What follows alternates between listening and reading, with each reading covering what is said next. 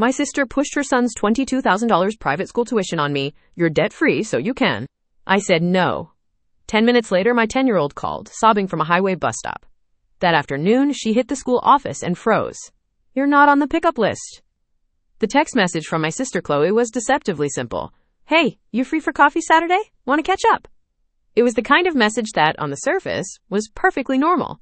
But I've known Qley for 35 years, and I know her tells. The casualness was a smokescreen, a carefully constructed bit of theater. A catch-up with Qley was never just a catch-up. It was a prelude, a softening of the target before the strike. Still, she was my sister. I loved her, despite her Qley-ness. So, I texted back, sure, sounds good. The daily grind at 10? My husband, Mark, raised an eyebrow as I told him about the plan later that evening. We were sitting on the couch, enjoying the quiet hum of a house finally at peace. Our 10-year-old daughter Lily was asleep, and the day's chaos had subsided. The silence was something we had earned, paid for with 15 years of relentless hard work. Catch up? He asked, his voice laced with a gentle skepticism that I both appreciated and resented. What's the emergency this time? Did her car spontaneously combust again? Did her landlord suddenly demand rent in solid gold bricks? I swatted his arm playfully, but his words hit their mark. Be nice. Maybe she just wants to hang out. Mark just looked at me, his expression a perfect blend of affection and, I'm right. Honey, the last time she just wanted to hang out, we ended up co-signing on her car loan because she'd maxed out all her credit cards on a trip to Cancun she couldn't afford. A trip she claimed was for finding herself. He wasn't wrong. We had spent the better part of our adult lives cleaning up Qley's financial messes, but this time felt different. 2 months ago, Mark and I had made the final payment on our mortgage. 15 years of scrimping, saving, packing lunches, driving old cars, and saying no to extravagant vacations. We were finally, gloriously, debt-free. The feeling was indescribable, like a physical weight had been lifted from our chests. We weren't rich, not by a long shot, but we were stable. We had a plan. Build up Lily's college fund, bolster our retirement accounts, and maybe, just maybe, replace our 10-year-old couch. The news of our financial freedom had rippled through the family. And while most were happy for us, I had a sinking feeling that Qley saw it not as an achievement, but as an opportunity. Saturday morning arrived, bright and crisp. The daily grind was bustling with the weekend crowd, the air thick with the rich aroma of roasted coffee and baked goods. I spotted Qley at a corner table, already sipping a latte that was probably more whipped cream and syrup than actual coffee. She was dressed to the nines, as always.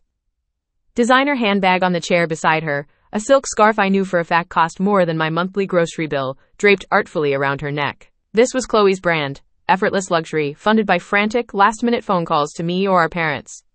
Hey, she chirped, her smile wide and dazzling. It was her, deal closing, smile. So glad you could make it. We fell into the usual small talk. She asked about Mark's job. I asked about her son, my 12-year-old nephew, Leo. This was the dance we always did. The slow, circling conversation that was all form and no substance, designed to lull me into a state of familial comfort. He's brilliant, she began, stirring her latte with a thoughtful expression. His teachers all say he's leagues ahead of the other kids. He's bored in his current school, utterly, tragically bored. It's not challenging him, it's stifling his potential. I nodded, making a non-committal sound. I loved Leo, he was a great kid, but I'd heard this speech before. It was the standard preamble to a request for money for some new, expensive gadget or extracurricular activity that would supposedly unlock his hidden genius. He deserves the best, she continued, her eyes glistening with what I'm sure she thought was maternal devotion. He deserves an environment that will nurture his gifts, a place where he can truly shine. I took a sip of my black coffee, the bitter taste a stark contrast to the saccharine sweetness of her words. He seems to be doing really well where he is. He gets straight A's. Qley waved a dismissive hand, her bracelets jangling. Oh, that's public school A's. It's not the same. It's common. I've been looking into Northwood Preparatory Academy. Have you heard of it? My stomach tightened. I had heard of it. It was the most exclusive, ridiculously expensive private school in the state. The kind of place where kids drove BMWs to school for their 16th birthdays. I have, I said carefully. Isn't that pretty pricey? She leaned forward, her voice dropping to a conspiratorial whisper. It is, but it's an investment. An investment in his future. He took the entrance exam, just for fun, and he passed with flying colors. They want him. They said he's exactly the kind of student they're looking for. Wow, Qley, that's amazing for Leo. But how? I trailed off, not wanting to be the one to state the obvious. She didn't hesitate. She looked me straight in the eye, her charming smile locking into place like a missile guidance system. That's why I wanted to talk to you. The tuition is $22,000 a year. I nearly choked on my coffee. I managed to set the cup down without spilling it, my hand trembling slightly. $22,000? I know, it's a lot, she said, her tone breezy, as if she were discussing the price of a new pair of shoes. But then I thought about you. My blood ran cold. Me? Yes, you, she said, her smile widening. I know you and Mark just paid off all your debts. You're debt-free. You don't have a mortgage, no car payments, nothing. So you can cover it. It's not a big deal for you guys. Think of it as an investment in your nephew's future. You'd be changing his life. The sheer, unadulterated audacity of it left me breathless. It wasn't a question. It was a statement. A demand wrapped in the flimsiest of familial packaging. She had looked at our years of sacrifice, our discipline, our hard-won freedom, and saw nothing but a resource for her to exploit.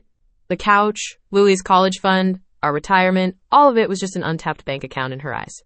I took a deep breath, trying to keep my voice even. I had to be firm, but I didn't want a scene. Qley, I'm sorry, but no, we can't do that. The smile on her face didn't just fade, it shattered. It was like a mask cracking, revealing the raw, ugly entitlement beneath. Her eyes narrowed. What do you mean, no? No, I repeated, my voice gaining strength. $22,000 is a huge amount of money. It's not just lying around. Mark and I have our own financial plans. We have Lily's future to think about. Her face contorted with a rage that was shocking in its speed and intensity. Lily's future? Lily's future is fine. You've got it all sorted, haven't you? The perfect little life in your paid-off house. And what about my son? Doesn't he matter? He's your blood, your nephew. Her voice was rising, and people at nearby tables were starting to look over. I felt a hot flush of embarrassment creep up my neck. This isn't about whether he matters, I said, keeping my voice low. This is about a financial request that is completely unreasonable. Unreasonable? She shrieked, slamming her hand on the table, making the coffee cups jump. What's unreasonable is you hoarding all that money when your own family is struggling. You're selfish. You'd rather sit on a pile of cash than help your nephew get a decent start in life. You're pathetic. The word hoarding was what broke my composure. The years of ramen dinners, of patched-up clothes, of saying no to ourselves over and over again flashed before my eyes. Hoarding? We worked for 15 years to get where we are, Qley. We sacrificed. Something you know nothing about. You want the best for your son? Maybe you should try getting a second job instead of buying designer handbags. Maybe you should make a budget instead of asking me to fund your fantasies. The truth, raw and unfiltered, hung in the air between us. Qley's face was pale with fury. She stood up so abruptly that her chair scraped loudly against the floor. She grabbed her purse, her movements jerky and violent. You'll regret this, she hissed, her voice low and venomous. You'll regret treating your own sister this way. And with that, she stormed out of the coffee shop, leaving me sitting there, shaking with a mixture of anger and adrenaline, the entire cafe now staring at me. I paid for both coffees and walked out into the bright sunshine, feeling sick to my stomach. The drive home was a blur. I replayed the conversation over and over in my head, a toxic cocktail of guilt, rage, and disbelief churning within me. I walked into my house, the quiet sanctuary that we had worked so hard for, and felt a wave of exhaustion wash over me. I just wanted to forget the whole ugly encounter. 15 minutes later, my phone rang. It was Lily's school picture on the screen, the one where she's missing a front tooth and grinning like a fool. My heart did a little flip, the way it always did. But when I answered, it wasn't her cheerful, "Hi, Mom," that greeted me. It was a sob. A choked, terrified little sound that instantly turned my blood to ice. "Mommy?" she cried, her voice trembling. "Mommy, Aunt Qley left me." "What? What are you talking about, sweetie? Where are you?" My mind was racing, trying to make sense of her words. It was Saturday. She was supposed to be at home. Then I remembered she had a friend's birthday party, and Qley, as part of our carpool arrangement, was supposed to drop her off on her way to run errands. She pulled over at the bus stop, Lily wailed, her words punctuated by hiccuping sobs. On the highway. She said the car was making a funny noise, and she needed me to get out and wait for you to come get me. She said she had to go to a really important meeting and couldn't be late. Then she just drove away, Mommy. She left me here. The world tilted on its axis. Time seemed to slow down. I could hear the roar of traffic in the background of the call. The bus stop on the highway. I knew exactly which one she meant. It was a desolate concrete slab 5 kilometers from her friend's house, with cars and trucks rocketing past at over 100 kilometers per hour. It was not a place for anyone to be alone, let alone a 10-year-old child. A rage unlike anything I had ever experienced in my life erupted inside me. It was a primal volcanic force. It wasn't just anger. It was the incandescent fury of a mother whose child has been threatened. My sister, my own sister, had used my daughter, her own niece, as a pawn in her petty, vindictive game. She had endangered my child's life over money. "I'm coming, baby," I said, my voice shaking but clear. "Don't move. Don't talk to anyone. I'm on my way right now. I love you." I hung up and screamed for Mark. He came running down the stairs, his face etched with alarm. I could barely get the words out, but he understood immediately. We were in the car in seconds, my knuckles white on the steering wheel, my foot pressing the accelerator to the floor. The drive felt like an eternity. Every red light was a personal insult. Every slow driver was an enemy. My mind was filled with horrific images of what could happen to a little girl alone on the highway. We saw her as we crested a small hill, a tiny, huddled figure on a long, gray bench, her bright pink jacket, a small beacon in a sea of concrete and speeding metal. She was hugging her knees to her chest, her face buried in her arms. Mark pulled the car over onto the shoulder with a screech of tires. I was out before it had even come to a complete stop, running towards her, my heart hammering against my ribs. "Lily!" She looked up, her face streaked with tears and dirt. The moment she saw me, her face crumpled, and she let out a wail of relief, running into my arms. I held her so tightly I thought she might break, burying my face in her hair, inhaling the scent of her shampoo, reassuring myself that she was real, she was safe. "It's okay, baby," I whispered over and over again. "Mommy's here, you're safe now." Mark was on the phone, his voice a low, dangerous growl. I knew he was calling Qley. As I bundled Lily into the back seat of our car, wrapping her in a blanket, my own phone buzzed with an incoming text message. It was from Qley. "So sorry, my car really did act up. Had to get to a super important meeting, couldn't be late. Lily's a big girl, she can handle herself for a few minutes. Kisses!" The casual, dismissive tone, the blatant, transparent lie, it was like gasoline on a fire. The last vestiges of sisterly affection, the lingering sense of family obligation, all of it burned away in that moment. She hadn't just abandoned my daughter. She was now trying to gaslight me about it. She felt no remorse, no guilt, only a smug sense of victory. She thought she was punishing me for saying no. She had no idea what she had just unleashed. She had declared war on my family, and I was going to finish it. Before I get into what happened next, I think you need some context. You need to understand the landscape of my family, the history that led to that horrific moment at the bus stop. I'm 35. My husband Mark is 37. As I mentioned, we have one daughter, the absolute center of our universe, Lily, who is 10. For the past 15 years, our lives have been a masterclass in delayed gratification. We met in college, got married young, and had a mountain of student loan debt to go with our shiny new wedding rings. We bought the smallest, most run-down house in a decent neighborhood that we could find. While our friends were buying new cars and going on European vacations, we were learning how to patch drywall and unclog drains ourselves because we couldn't afford a handyman. Our mantra was, live on one, save the other. Mark's salary paid the bills. Mine went directly into a high-interest savings account, aggressively attacking our debts one by one.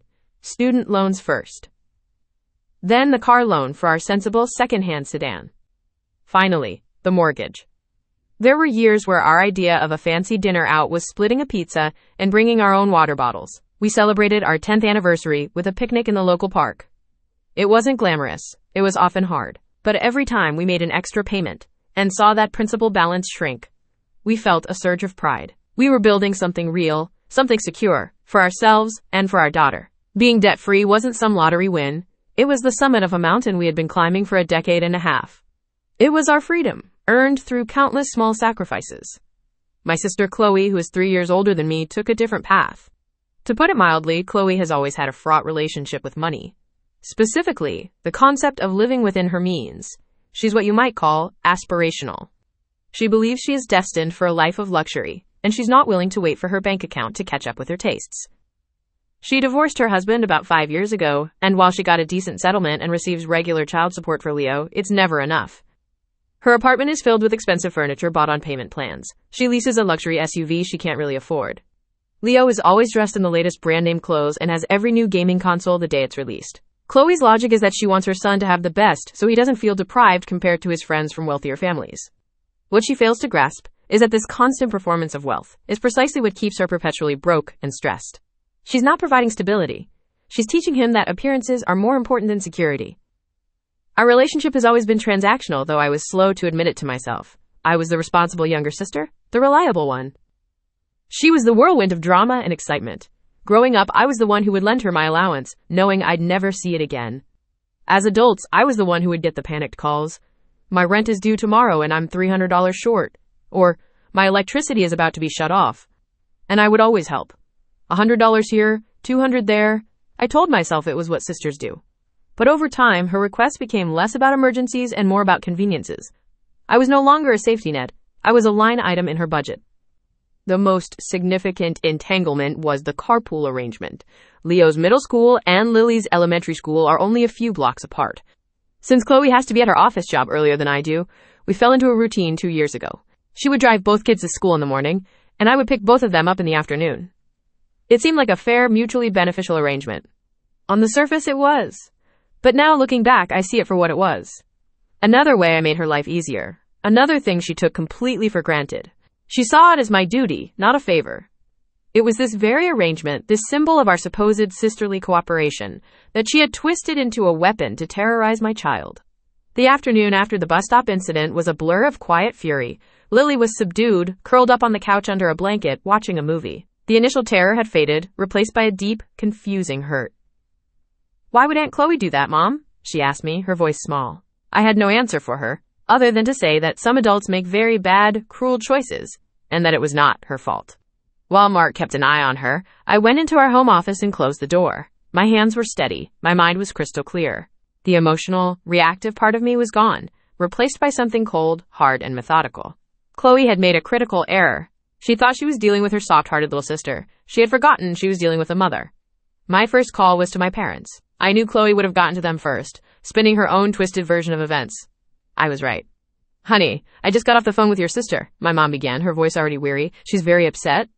"Upset?" I said, my voice dangerously calm. "She's upset? Mom, did she tell you why she's upset? Did she mention that she abandoned my 10-year-old daughter on the shoulder of a highway?" There was a pause. "Well," my mom said hesitantly. "She said her car was having trouble and she was late for a very important work meeting. She said she felt terrible about it." "She's lying," I stated flatly. "She sent me a text. Her car is fine. She did it to punish me because I refused to give her $22,000. I could hear my dad in the background. $22,000? What on earth for? I explained the whole sordid story from the coffee shop. The demand, my refusal, her rage. When I finished, there was a heavy silence on the line. "Oh, honey," my mom said finally, her voice full of that familiar, peacemaking tone I'd come to despise. "You know how she gets when she's stressed about money? She probably just lost her head for a moment. It was a mistake, but you two are sisters. You have to forgive each other." "Forgive her?" I asked, my voice rising despite my best efforts to control it. "Forgive her for putting my child in danger?" "Mom, this wasn't a mistake. This was a calculated, malicious act of revenge. What if someone had tried to grab Lily? What if she had tried to cross the road? This isn't something we can work out. This is over." "Don't be so dramatic," my dad chimed in. "She's your sister. Family is family. You should be helping her out if you can. You guys are doing well for yourselves. It's your duty to help." The familiar refrain, family is family. The excuse to enable a lifetime of irresponsible and now dangerous behavior. "My duty is to my daughter," I said, my voice like ice, "and I'm going to do my duty. I just called to let you know what happened from someone who isn't a pathological liar. What you do with that information is up to you." I hung up before they could reply.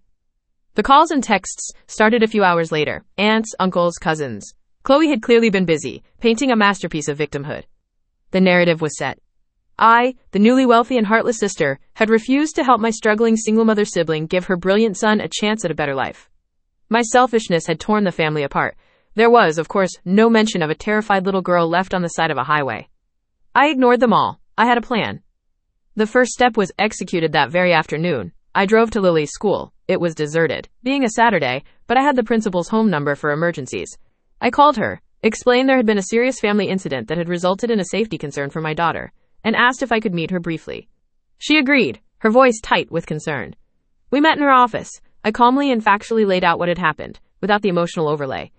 My sister, Qley, last name, left my daughter, Lily, last name, unattended in a dangerous location as a retaliatory measure. As of today, she is no longer a trusted adult in my daughter's life. I need to formally and immediately remove her from the list of approved people who can pick up or contact Lily at school. Under no circumstances is she to be allowed to take Lily or even be notified in an emergency. The principal was horrified. She pulled up Lily's file on her computer. There, under emergency contacts and approved pickup, was Qley's name. With a few clicks, it was gone. She printed out a new form, had me sign it, and assured me that the entire staff would be notified first thing Monday morning. Step 1 was complete. The satisfaction was a small, hard ember glowing in my chest. That evening, as Qley arrived at my house to pick up Leo from his weekend visit with his cousins, a visit I now realized was more free babysitting for her than family bonding for him, I met her at the door. Leo was behind me, his backpack on. "Here's Leo," I said, my voice devoid of any emotion. "And just so we're clear, the carpool arrangement is over, permanently. You will no longer be driving my daughter anywhere, ever again, and I will no longer be picking up your son." She stared at me, her face a mask of disbelief. "You can't be serious. That's ridiculous." "I have never been more serious in my life," I replied. "You put my child's life at risk. Did you really think there would be no consequences?" She let out a short, sharp laugh. "Oh, please, don't be so melodramatic. She was fine. You're just doing this to be spiteful because you feel guilty for not helping Leo." I just looked at her. "Get off my property, Qley." She grabbed Leo's arm and stalked off, muttering about how I was crazy. I watched them go, and then I went back inside and initiated step 2. I sat down at my computer and methodically went through every single digital tie that bound us. The family Netflix plan? Her profile was deleted. The shared Amazon Prime account? Password changed. The family mobile plan that saved her $40 a month? I called the provider and had her line separated into a new, individual account, effective immediately. She would get the bill and the sticker shock at the end of the month. Each click of the mouse was a snip of the scissors, cutting the threads of dependency she had woven around me for years. It wasn't about the money, it was about the principle. She would no longer benefit in any way, shape, or form from my life or my resources. The real fireworks started on Monday. The family group chat, which had been simmering with passive-aggressive comments aimed at me all weekend, finally boiled over. An aunt, my mom's sister, posted, "It's so sad when success makes people forget where they came from and who their family is." That was the opening I had been waiting for. I didn't reply immediately. I waited. I let the comment sit there, collecting likes from other flying monkeys in the family. Then, I responded. I didn't engage in a back and forth. I dropped a bomb. "Hello everyone," I wrote. "Since there seems to be a lot of misinformation and one-sided storytelling happening, I'm going to clarify things once, and only once, so that everyone has the actual facts. Yes, I did refuse Qley's demand that I pay $22,000 a year for Leo's private school tuition. Mark and I have our own financial obligations and plans for our daughter's future."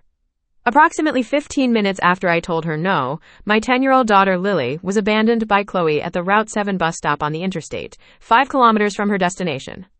Qley's excuse to Lily was that her car was broken and she was late for a meeting. Here is a screenshot of the text message she sent me shortly after, admitting her car was fine and that she left my child alone in a dangerous location because she was a big girl. I attached the screenshot. This was not a misunderstanding. It was a deliberate act of endangerment against a child as punishment for not getting her way. My daughter's safety is my #1 priority, and it is not negotiable. For this reason, my family is cutting all ties with Qley, effective immediately. This is not about money. This is about a betrayal of trust so profound that it can never be repaired. Anyone who chooses to defend the act of abandoning a child on a highway is, in my opinion, condoning child endangerment. Please govern yourselves accordingly. I hit send. The silence in the group chat was deafening. It was like I had dropped a nuclear weapon. The screenshot was undeniable. The lie was laid bare for everyone to see.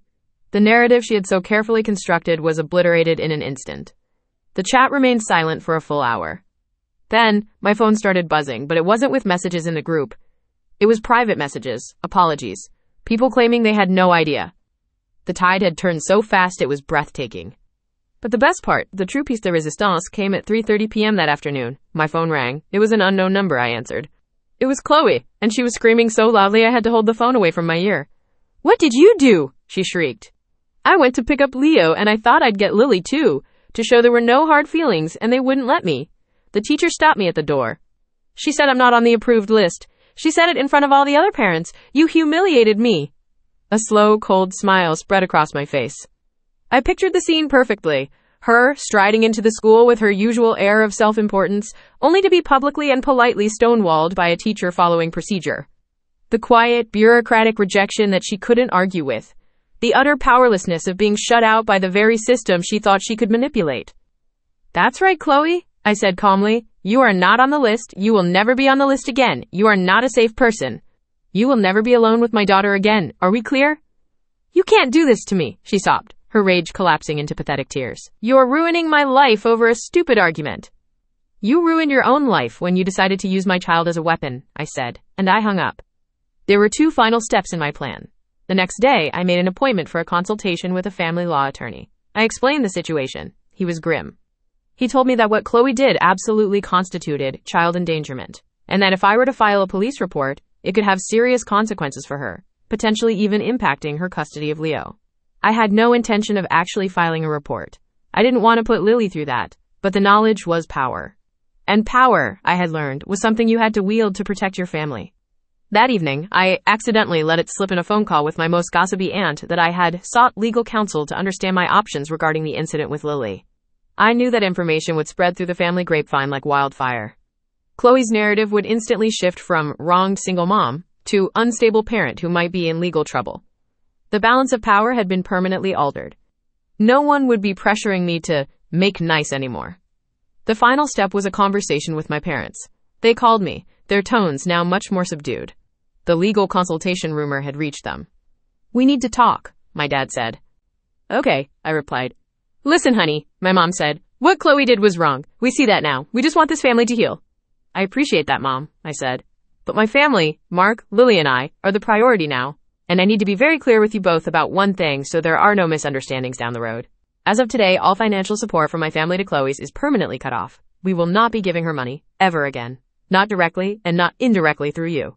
If you choose to give her money, and then find yourselves in a difficult spot, we will help you with groceries or paying a utility bill directly, but we will not give you cash that can be funneled to her. I am ending this cycle of enablement, for good." It was the hardest thing I'd ever had to say to them, but it was also the most liberating. I was drawing a line in the sand, not just with Qley, but with the entire dysfunctional family dynamic that had allowed her to thrive for so long. I blocked Qley's number after that. I blocked her on all social media. In my life, she simply ceased to exist. My husband supported me every step of the way. "She crossed a line that can never be uncrossed," he said, holding me that night. "You did the right thing. You protected our daughter." It's been 6 months now. The fallout was immense, but the peace that has settled over our lives is even bigger.